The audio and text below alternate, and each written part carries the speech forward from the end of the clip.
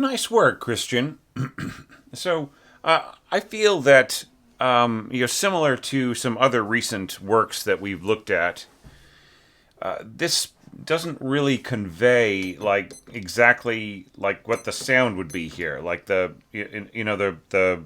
the sound set you use for the mock-up has got a lot of real problems. A lot of combined trumpet and wind textures sound really, really kind of uh, just really, really shallow and kind of, you know, and then a lot of your string textures really kind of seem to disconnect. It seems like the strings don't have the sound set is not set to play smoothly one pitch after the other.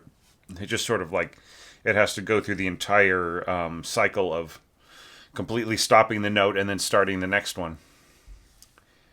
Yeah, so I mean, there's just I don't know if Note Performer works with your setup, but I think that you would see just 1,000% improvement. And I mean, in the scope of this particular challenge, people could really see how good your scoring was. I think a lot better than the sound set is allowing, right? Because just to judge from the sound set, there are some major imbalances, deficiencies, other problems. And I'm not saying that with a good sound set, your score would automatically be better, but it's just that I think people could hear how much better your score really is. You know what I mean? And I think that that's really important to show. You have been involved in these orchestration challenges for a while now, and I mean, you just are like improving and getting better and getting more sophisticated in your scoring every year. So it's a little bit of a shame, that the sound set cannot show how well you are doing what you need to do. So I haven't seen you commenting on other videos or on YouTube or anything like that. So I don't know if you've been following how we have been or how I have been evaluating these videos, but I've been starting from the end, and then like first evaluating the epilogue, and then this sort of bigger section here, and so on, and then kind of going back little by little. So let's start from the Allargando here.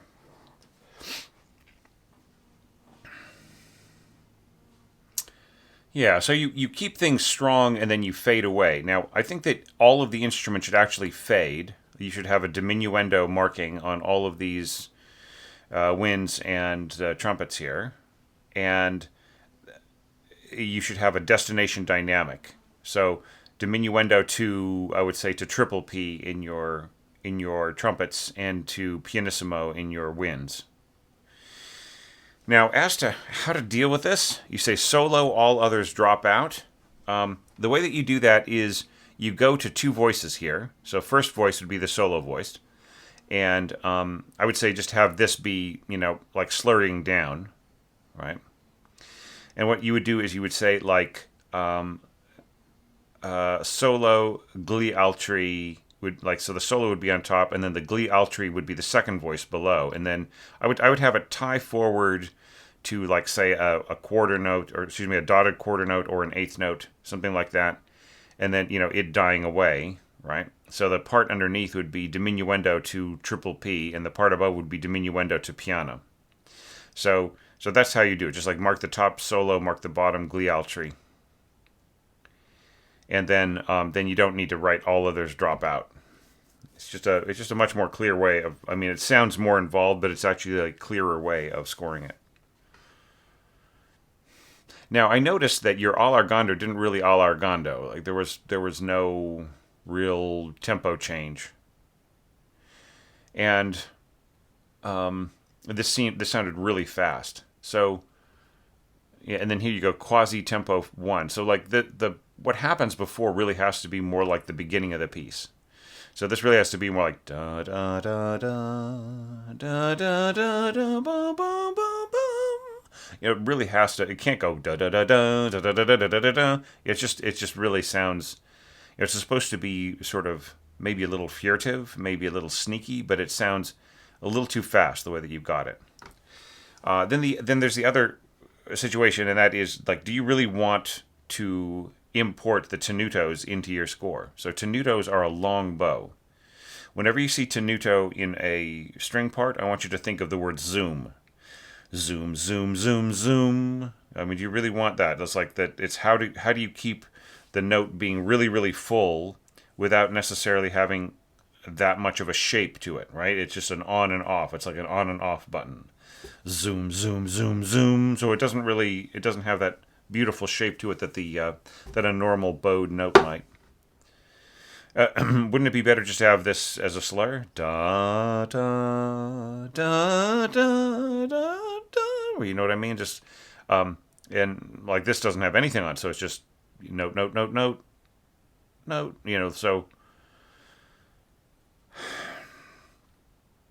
So maybe you need to rethink the way your articulations are on this. Now here, you go to. I kind of like this, like the having your viola join in on the having your viola join in with this note and then add the octave above. But please keep in mind that this is a melody part and that this is a accompaniment part. So you have to keep the difference between these two parts. It is perfectly fine to mark the top pianissimo and keep the bottom piano for your. And so I'm sure. Do you really want tenuto marks here? Da, zoom, zoom, zoom. I mean, I maybe you want it to be more delicate. Just because we have that kind of that particular articulation on piano doesn't mean that it should happen in the string parts. So yeah, so right here, I definitely would mark down your strings to keep them from trying to, the danger is that this will start to sound like the main melody when it really should be the lower voice. And then same thing here, like you go zoom, zoom, zoom, accent. Maybe you could do portato here. You know what I mean? As opposed to zoom, zoom, zoom, zoom. And then here you have tenuto in your clarinets, so that's more like doot, right? So it's like doot doot doot doot, or like if it's more connected, doo doo doo doo. So like the whole thing about it is like the tenuto is a blocky note, right? So it just starts when it starts and then it ends, and that is the end of the note. It's not like a beautifully shaped note where there's an attack at the beginning and a slow build into the note, and then it sort of tails off at the end, right? Or a row of notes where they have a lovely relationship of kind of walking one note to the next. The tenuto gets rid of all of that. It is just really kind of a very full sound, but it doesn't have a lot of nuance to it, right? So really be careful when you take articulation marks from the score and just dump them onto your winds, brass, and strings. They mean something different than what they sound like in the piano part. Okay, and this is great that you have the clarinet coming in to bulk this up, and here you have your flutes coming in to help out with the violins and so on. Now here you have like interlocking parts. Like here you have a fourth and then a sixth and so on. You kind of don't really need to do that. You could stack them if you want to. I do like this. Da da da da. This is a really, really long slur. What if you slurred to here and you slurred there and you put like a little. Here's where you could put a tenuto mark right at the beginning of this, so that you hear the implied leap. Da ta, and also you've got crescendo in all your strings and in none of your winds. I think Barvinsky wants everybody to crescendo here, right? He wants all parts to get a little bit stronger, and then here it's okay to put in a diminuendo mark because we're going down to piano again. Yeah, and this is lovely. I really like the combination of strings and winds here. I just really wish people could hear the subtlety, the wonderful color that you've scored there. But but then we have the other problem, which is that you're pushing with your winds, but not with your strings. So try to make people agree here. I think that that's just it's a better policy right in here. It's a better approach. All right, and then we're coming in with horns, similar to the way I ended up my entry. Kind of nice high horn. Ba-da. So if you really want to go da, you really want that fall there. What if you were to slur this and then articulate it on the downbeat? It's just much, much easier on the player. Not to say that this is impossible or even all that hard, but it's just not the, you're not really scoring to the horn. You're just kind of scoring it, right? So I think it would be better for you to go da da. Now, did you notice something in the mock-up? You can't hear the first note of your clarinet. Your mock-up is not lying to you. This will be difficult to hear the way that you got it scored.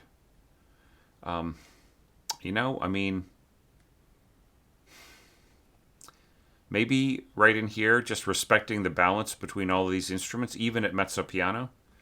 You could start your clarinet at mezzo forte, and same thing with your strings, fading down to piano at the end with everybody. Or you could drop the dynamic here. So, da, and then here, piano with your brass, fading down a little bit, except for in maybe this melody note here could stay strong.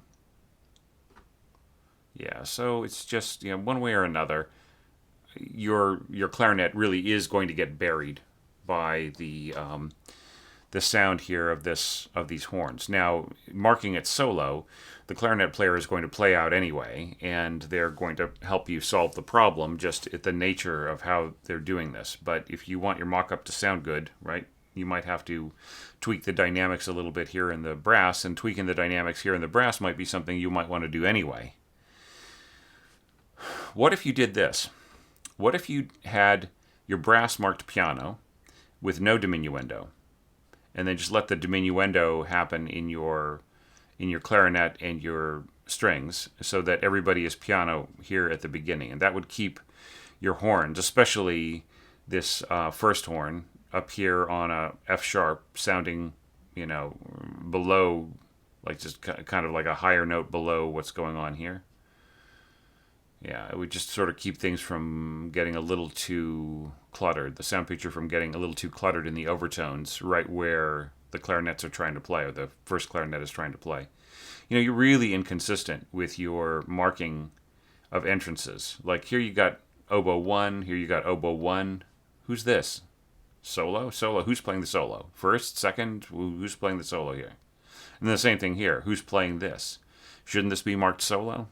Is this first horn? Well, obviously, from the context.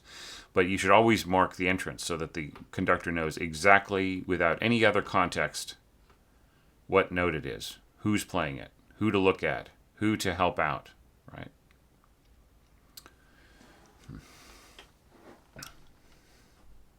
Now, it's perfectly fine to score all the way down to D in ledger lines and treble clef. So you didn't need to do this. You didn't need to go to bass clef here. Yeah, D, a low D is fine. Now, here is something that you're using a lot, and that is the plus sign with a bracket. Okay, the thing about it is that if you have like a long passage of this,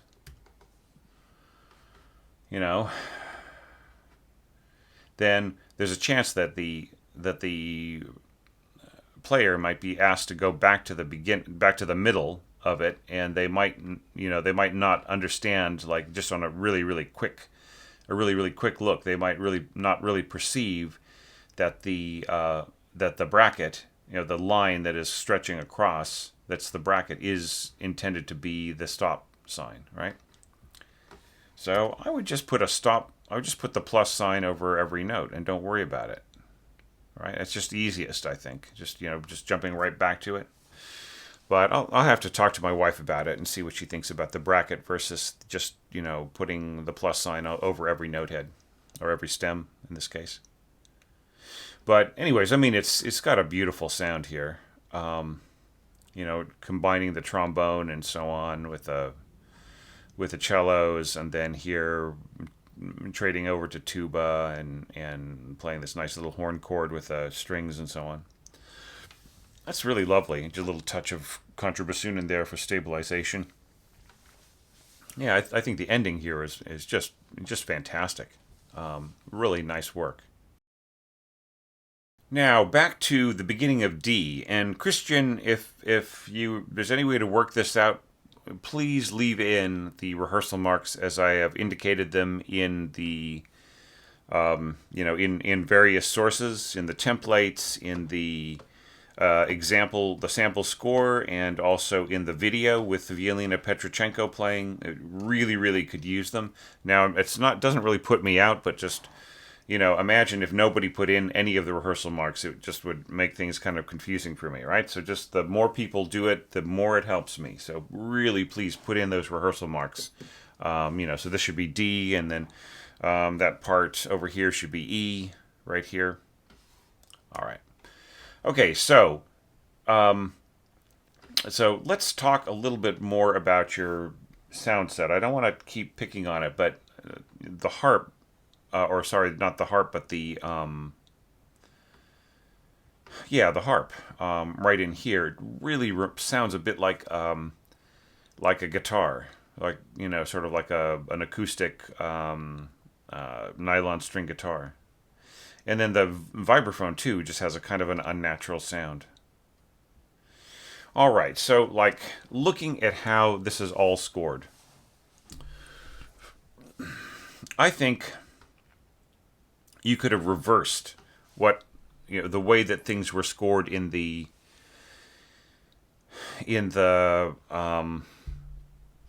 piano score. Like at the beginning of that section, we have pianissimo in the cascading octaves, and then we have the previous dynamic sort of spilling over into this section for the melody and the harmony of the melody. That is that would be like piano, right? So here you've scored everything pianissimo, and actually the way that works, it's actually not too bad. But as soon as you start to build a little bit of pressure in here, then really the octaves start to fall apart. Yeah. And then right in here, don't drop an octave, right?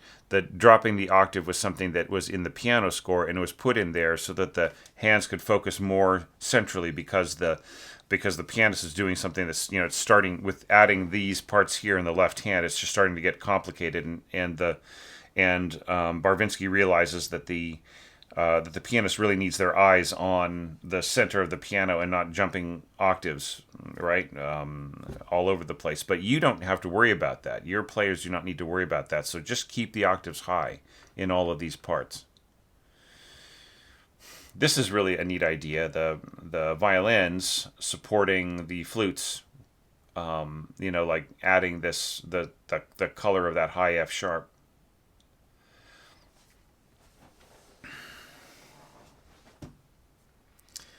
Yeah. I mean, it's a neat idea, but I just feel it needs a little bit more strength, almost, with the way you've scored it. I hate to say, oh well, mark the accompaniment up to piano, right, and leave everybody else at pianissimo, but it might be the right way to approach this at first. Now here you say crescendo poco a poco. Okay, and that's all good. You don't need the dotted line. So the players will understand that you intend each bar to be louder and louder till you get to the forte. And then same thing here, crescendo.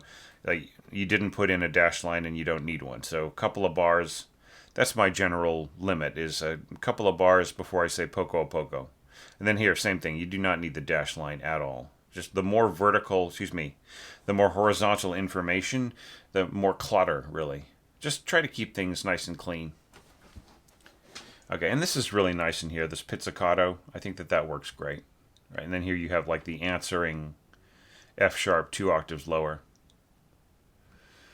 Yeah, I mean it's a cool score. Like using your first flute, and then in octaves with this basically a transcription of the middle piano part an octave higher, and then down from there you have your bassoons playing more harmony below and so on, and yeah, and then violas doing even more harmony.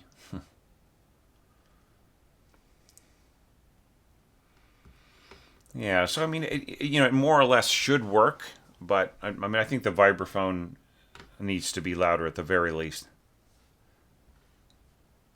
I mean, maybe you could make everything a little bit louder, right?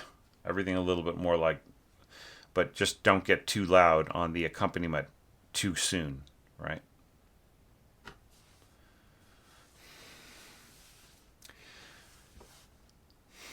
Okay, and horns. What if you started the horns at piano and then went crescendo to forte here? All right, so here we're getting into that more the more heavily textured part right in here, and you got a nice chord worked out here with your winds and so on. And I would really watch out about working in the alto flute so much in louder textures. I would almost prefer that that all of this were played on a standard flute. Like you went from like as soon as you didn't need to play alto flute, you just switched the flute player over to a standard flute. There's enough room. There's enough time here just to just change over. And yeah, that puts the F sharps a little low, but it's it's going to get covered whether this is an alto flute or a standard flute playing those same sounding pitches. But here this E, sounding E is just going to be much clearer on a standard flute. And like this pitch, and with the brass going to town here, this pitch shouldn't be down there on this low G anyway, right? In your alto flute or standard flute, it should be more like a clarinet part, right? Yeah. Now here you're getting more aggressive with the leaping octaves right in here.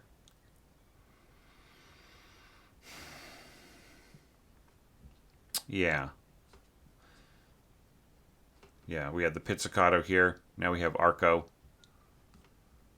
Yeah, I'm not sure it completely connects the way that it is scored, but don't bring in harp to try to fix the problem, because it won't.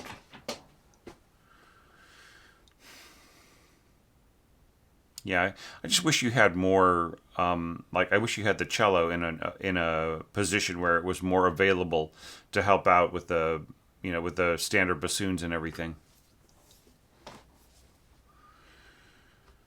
Because your strings, the honest truth is your strings do not need to be so involved in playing the harmony.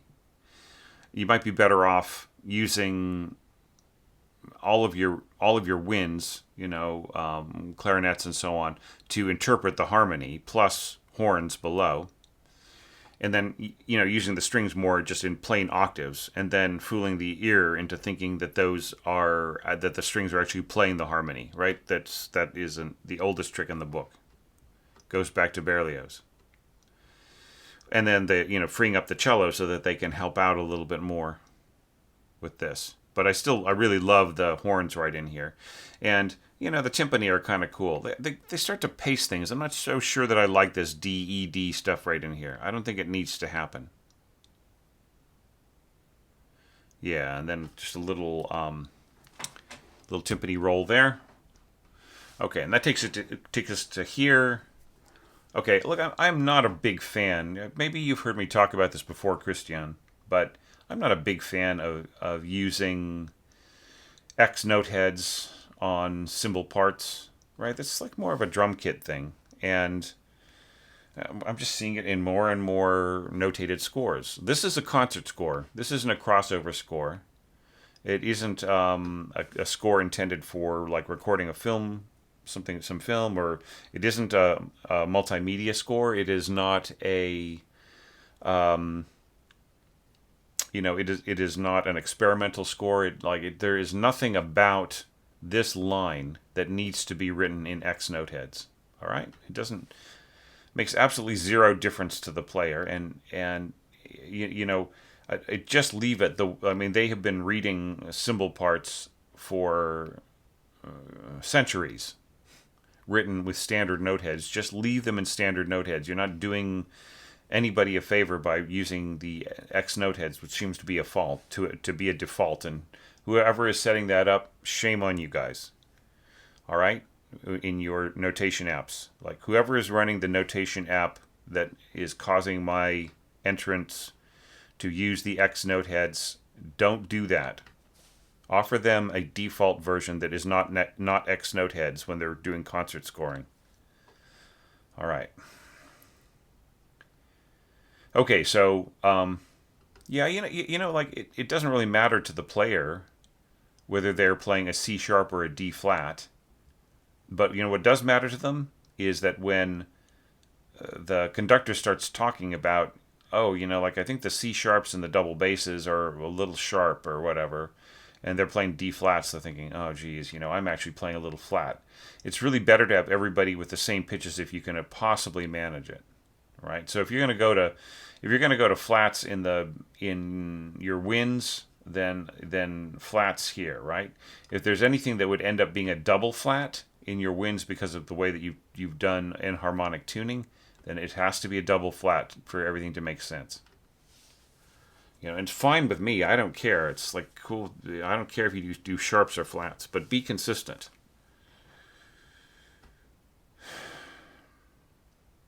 Yeah.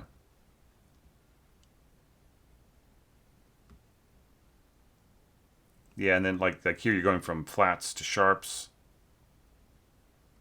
Yeah, so like wouldn't this be like if this were F natural and D natural, then wouldn't this be F flat and D flat? Like if you're really sticking to flats? Okay. All right. Now another thing that is like a real crisis in the playback is the way that this sounds like a drum roll, right? In the mock-up, right? So that's something like if you get Note Performer, it's really really cheap. That'll go away immediately if Note Performer works with your application. Yeah, it's cool. I mean, I sort of feel that that a lot of your emphases here, like you have this, thump thump thump, and the crash, and you have a tam tam hit, and a roll here, and all this other stuff. I feel that it starts to unravel here. Like, couldn't there be more timpani or something? Why did it have to end back here? And just another thing, kind of overall, sometime like you start off really like setting everything up really nicely, and I'll talk about these slurs because I'm not sure that they work. But you start off with everything set really nicely, but you don't want to set it and forget it, right? You don't want to just figure out like what's the most effective way for all of these instruments to work, and then say, well, that's how it's going to be for the next 11 bars. Is there some way that this could evolve to ever greater and greater heights till finally it's just really slamming everything home right here? Or is there a way that you can contrast between colors, right, and just swap the functions between different instruments? Now, I really, really like the scoring of the melody here. I almost feel like you could have had your alto flute go to a piccolo instead. Just have your alto player switch over to piccolo earlier before this D section, and then they could be covering some of these really high notes. But I'll tell you something, tell you a little secret here. Christian, and that is that your flutes can easily go up to C sharp. Your first flute should be able to hit that C sharp, high C sharp any day of the week, right? A modern flute player should be able to, should start at B below middle C and go all the way up to the highest D on the piano. So that entire range should be equally flexible chromatically and everything else. Now, trilling on the bottom 3 or 4 semitones is, that is dodgy at best. But in terms of the range, so you could really, you could send up, you don't even need a piccolo here. You could send up your first flute all the way up to high C sharp. Right? And then here, like, this really looks like you are going to, like, just picking up the octaves here, but you are, like, you're not saying A2, A2 here. Like, I'm not getting that, yeah. So really, like, maybe just keep the octaves going here, and then just, yeah, because like all of this alto flute scoring here, this, like, fortissimo and all this, that stuff is just going to get completely swallowed up. It's just too gentle of an instrument. And the same thing is true of the vibraphone here. I mean, it's a beautiful idea for you to throw in these chords, but, that would be if you had, like, an electric piano, like a Fender Rhodes running through an amp, right? You would get that sound, that louder sound. So, but this is not going to make a whole lot of difference with the power that you've got here, especially with stopped horns, right? So, I mean, are you sure that you want all of this stuff really slurry? Do you really want it, like, slurred? Or do you want it accented? Bum, bum, bum, bum, bum, bum, bum, bum. Right? Yeah. I mean, it's... Yeah, so once again, like, you have different tuning. Just try to have the same tuning in both parts. B and D sharp should be the same thing in both parts. I think if you really are going to fix this and work on it some more and so on, just change everything back to the tuning that it should be. Just leave it at sharps. Everybody understands. They can deal with it. And, especially like with clarinets in A, right? All right. Yeah, so I'm just not so sure about the slurring of these parts in here. I'm not sure that they really add the kind of punch, right? Especially if you have unslurred cellos right in here, right? If they're really going to get the dun dun dun dun dun dun, then I think you should have the same articulation in the other parts. And do you really want all this to be slurred here in the melody? Like here, you've got like accent, tenuto, which I approve of this time, and then this could be an accent too. Accent, zoom, zoom, zoom, pow, dun, dun. So why are these other instruments going dun? Can't they join in with the punch, just like really giving each note, just really just slamming it home like you were hammering a nail or something? I think that I just really feel it just needs more power in the melody here. But I do like the harmonization of the melody being given, being spread between the trumpets. I think that's great. Yeah. But I will say one thing, that like you have a lot of weight on the middle part of the melody, because you've got the you got your first trumpet, right? And you've got your your second flute playing that note, and Divisi first violin. But second violins, what help are they getting? What kind of joy is in their life? How are they getting support from the rest of the orchestra? Who's doubling them? Nobody, right? So is there some extra person who could be possibly helping out down there? Somebody? Anybody up here? It just needs a little bit more weight on that if you want the triple octave.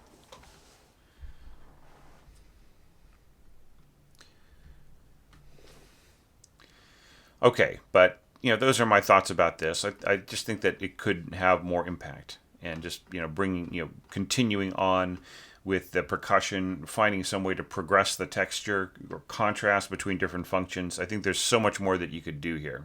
You are a very imaginative person, orchestrator, artist, whatever. I think you could think of ways to make this, maybe even build to like an impossible peak, right? You might be thinking, well, it's already pretty huge already, but I'm sure you can think of ways to make this even huger. Finally, back to the beginning of the piece.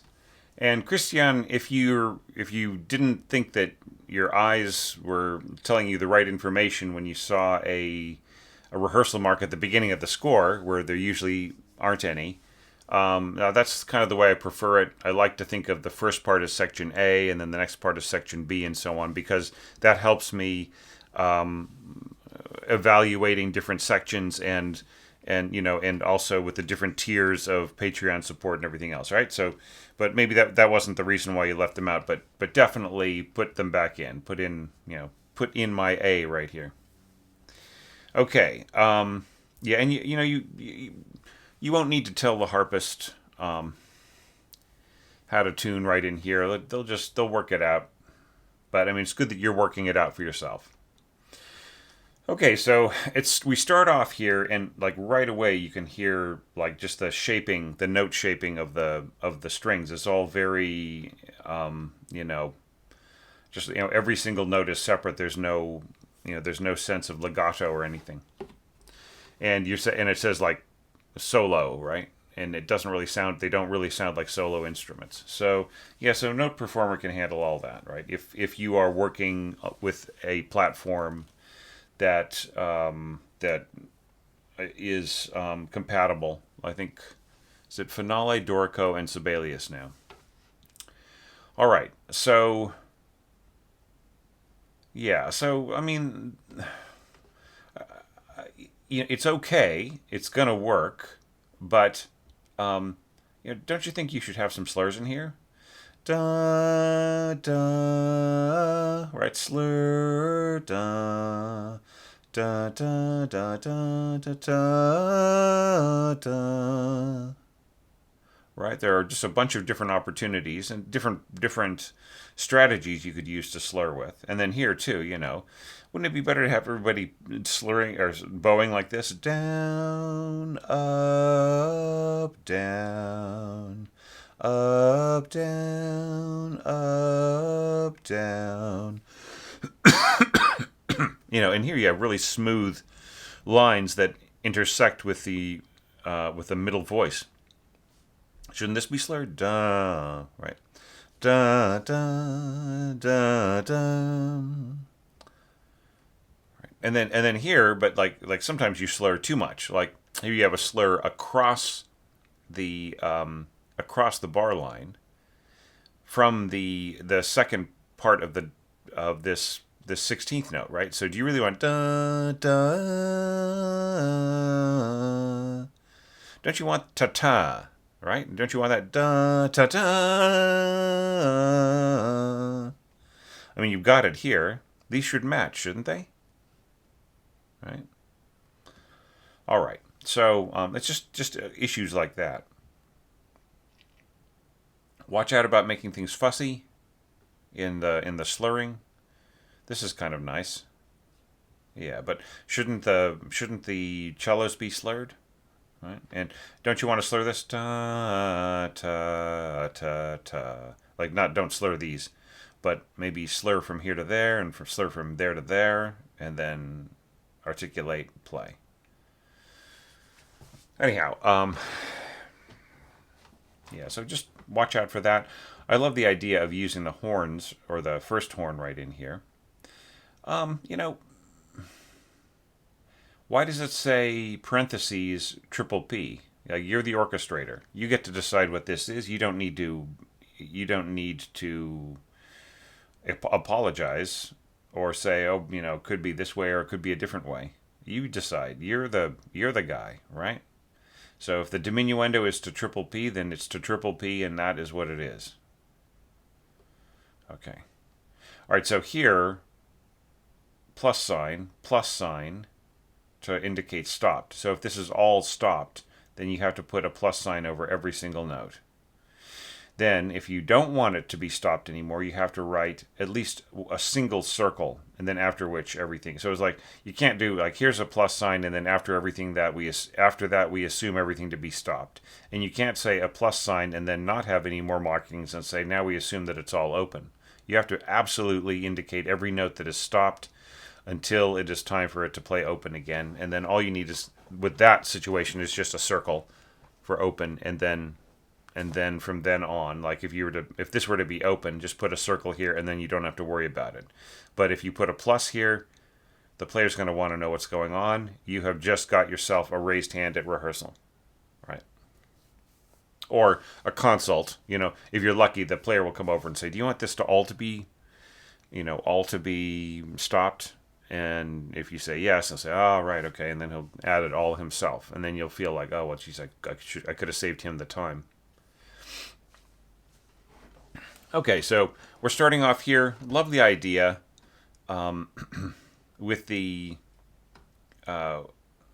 our strings, playing the melody in octaves, doubled by oboe and English horn. Which flute player is playing this, first or second? And this, first or second? This is rather a nice idea, by the way. Alto flute and strings. The strings are going to absorb most of like what's going on here. And is this still pianissimo? Here you say piano. So does that mean everything else is piano? And if everything else is piano, do you really want the strings to be to be louder than the winds, or do you want a nice blended sound? Do you want a blended sound where the strings are pianissimo? So I don't get it. Like you absolutely need to mark what is the dynamic here. It's great that you did a diminuendo to pianissimo, but this pianissimo does not qualify, I think, as the beginning of this next passage. Especially like everybody jumping back to the beginning. What if there were a page turn here? Everybody jumped back to the beginning, and your string player had to sort of flip the page to look back to see what was the dynamic before, or they just assumed it was something louder or softer than it was. So you got to give us our dynamic here. And you got to put some slurs in. Put some slurs in that agree with what's going on in the other parts, within reason. So you have a nice smooth sound with all of your, you don't want like this bass clarinet to be da da da, and your cellos to be going and the violas, you want it to be smooth, everybody to be smooth together.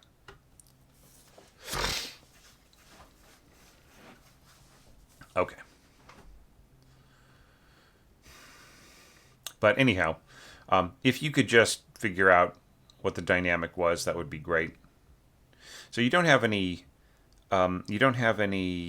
instruments doubling the harmony in the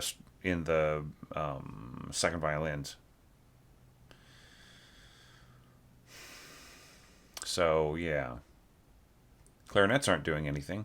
Or you could leave it out. It doesn't matter. But kind of cool the way that all this is set up. Seriously, don't do this slur across the downbeat, or across the bar before the downbeat. Try to not do that in general. See, like here you don't have it. So why do you have it in all the other parts? I don't get it.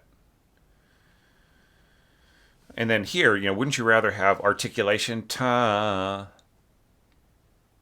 Right? Anyhow, but other than that, pretty cool.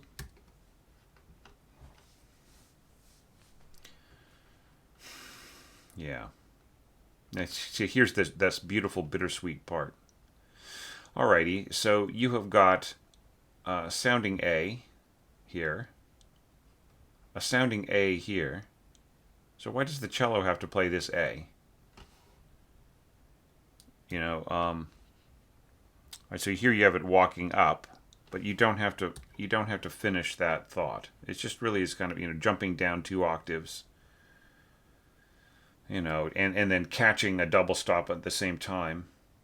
I mean, it's doable, but it's just fiddly, right? Just try to escape stuff like that. Your cellist does not need to play this high A here. It is covered by other instruments.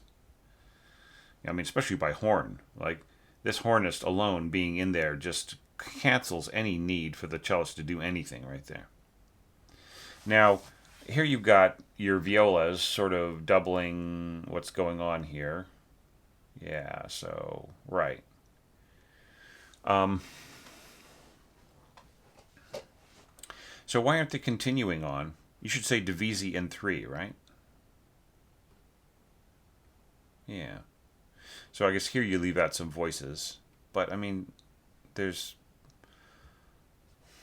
shouldn't, I just feel like the viola should continue on, cushioning and helping out. At the very least, this G right in here, right? Or sounding C. So shouldn't the middle C hang on?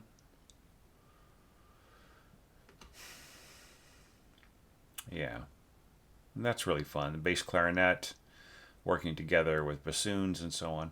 So here you say 2 clarinets in A, right? 2 oboes, 2. We don't even need to know how many of these people there are. All we need to do is like, here's the flute, here's the A flute, alto flute, oboe, just OB period. We don't need to know. We know that there are 2. We heard that at the beginning. English horn, here are 2 clarinets in A. All right, we know they're in A. We can see it from the key signature, and also, we know that there are 2 of them. So you just need CL period, right? There's just a little too much information to the left margin for my taste. It's just completely unnecessary. You don't need it. All right. Yeah, and once again, you need slurs here to match what's going on here. I like the idea of dying away here. Very, very beautiful. Now, do you really want to end with a tenuto staccato? That is, has a slightly silly kind of a sound, unga, right? Right. Da da da da da da da unga. Yeah, I'm not sure that that's what you want, especially since you don't have that in the strings. All right, and then this big beautiful chord. Okay, so like here you're saying divisi in 4, right? Couldn't some of those pitches have been shared by the viola? What if the viola was playing the bottom 2 pitches here, and then the second violins were playing the top 2 pitches, and that means that you don't. This E here does not have to be played because it's already being played in the seconds, and then all you need are the 3 pitches on top. So divisi in 3, right?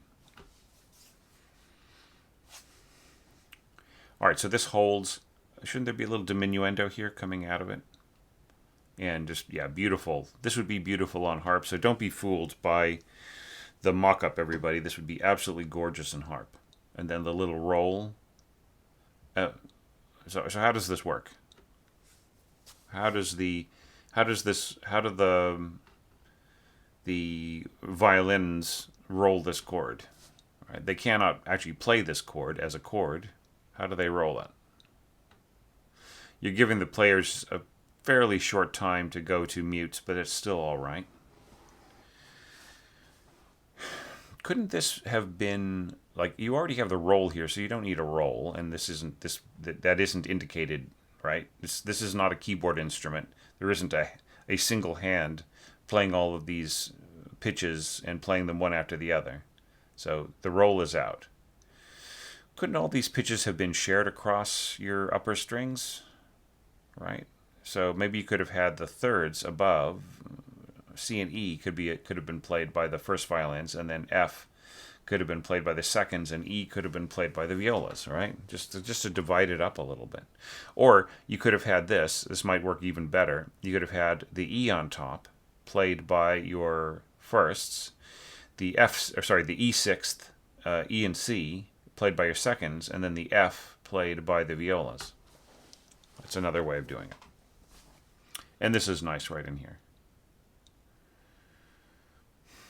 Yeah, with the this is what I would call overlapping, right? So the players are meeting on the same pitch, right? And this is lovely. This is all perfectly acceptable. Works great. Yeah, the alto flute has got a role to play here. It won't be too smothered. Yeah, and really nice in there with the harp. Now, you really don't need this note. You don't need that note. All you need is for the melody to continue on, right?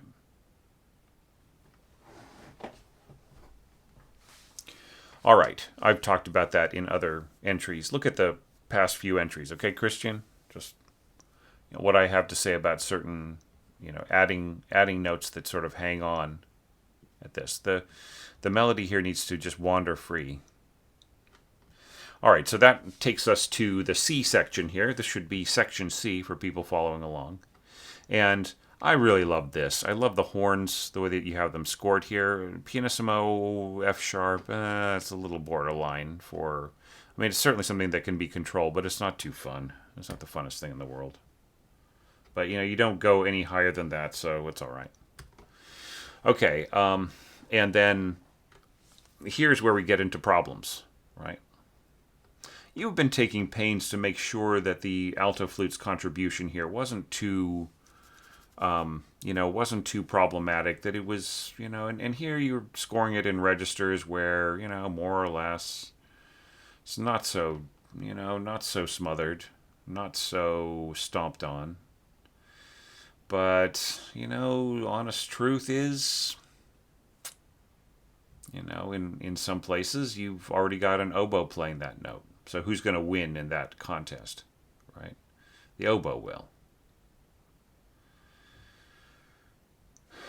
And then, here we've got a bit of a cross voicing with the alto flute playing below the oboes. And so on. And yeah, so it doesn't just, it really is, what you're scoring here is really a clarinet part. I'll grant you this and this, but then when you start getting into cross voicings and stuff, is that the alto flute is just really not built to compete in a complex wind texture like that. Okay, it can just really get easily absorbed and buried.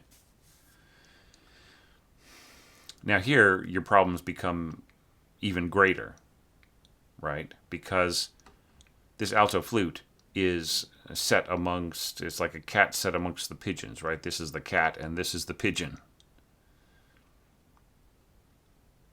You already have clarinets sitting on this line. So maybe you don't need this to be alto flute, right? They're really going to absorb what's going on here. And to make matters worse, you have horn above. You have horns above the alto flute. So they're just going to, and it doesn't matter that it's marked pianissimo. It's still not, their overtones are still going to eat away at what's happening here. And then to, as the final insult, the clarinets will just swallow them whole, right? So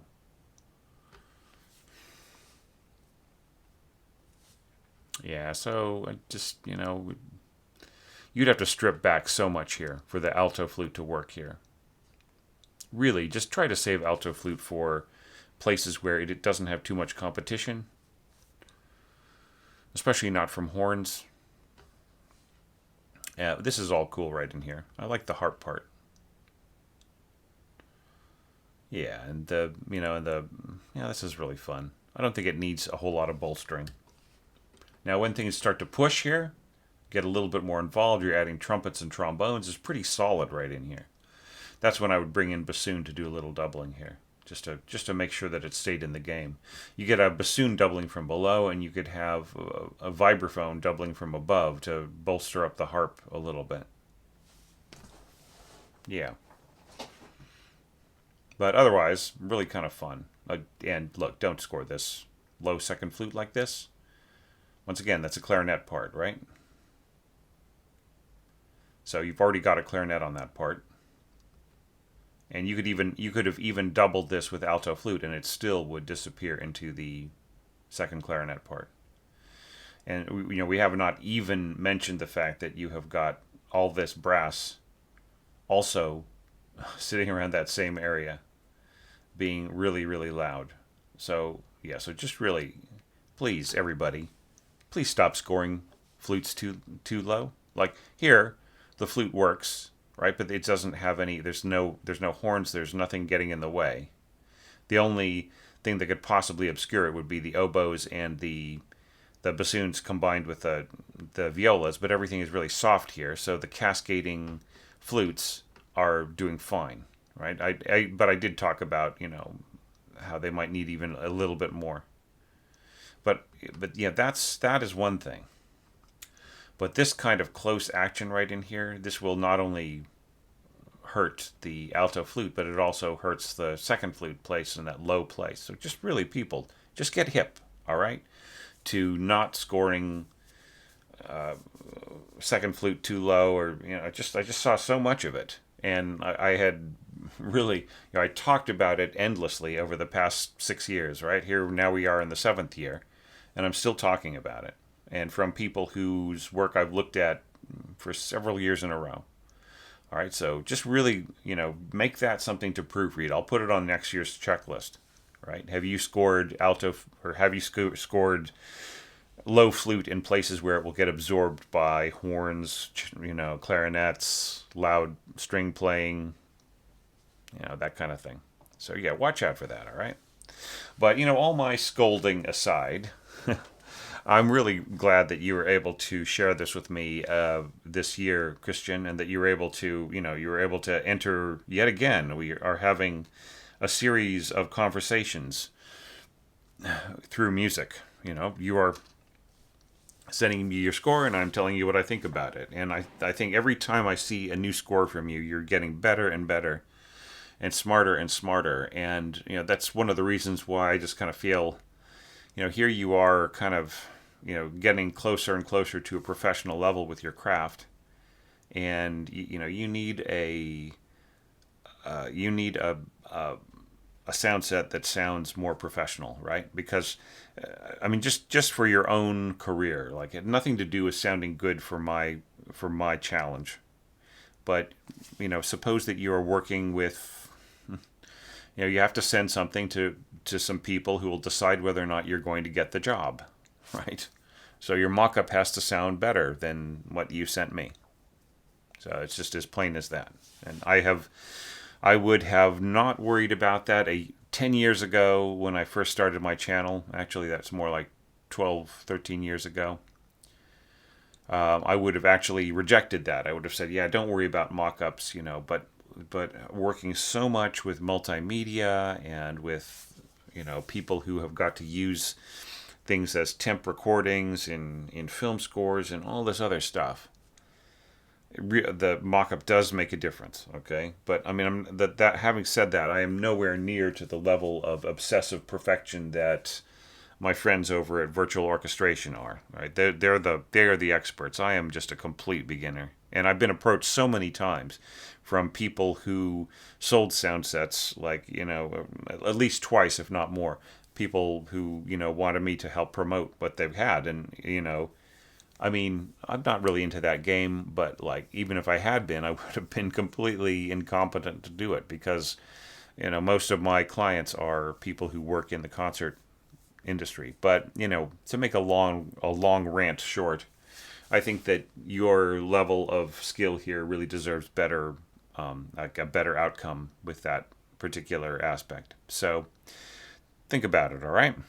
So the last thing to say is just thank you once again, Christian, just for participating in such an important year when we could help some people who were in desperate need, and they still are. And things really haven't gotten a whole lot better there, especially with winter coming. And so, if anybody's been following this, been thinking of helping out, donating to the Lisa Batiashvili special appeal for Ukrainian musicians, they're still, they still need help. Your contribution would make a whole lot of difference right now, and I'm going to be sending them some more funds in the beginning of the year that I've collected from additional support on Patreon. So thanks for that. Thank you, Patreon supporters, also, and my website subscribers and viewers for spreading the word about it. And it is all really hugely appreciated by me and our Ukrainian musician friends. So that's kind of all I had to say about that. And but just in general, thanks everybody for supporting the channel and for being awesome and for keeping things going with these challenge evaluations that I'm just cranking out 3 a day until Christmas. And, there's sometimes when I think, how am I going to get to the end of this? So here I am at the end of this one, and I feel really happy about it. And I just really feel happy that I was able to look at your score, Christian. So keep going. I am so looking forward to what you're going to come up with next year. It's going to be so different, such a challenge, and yet so fun. See you all in another hour or two for the next and last video for today.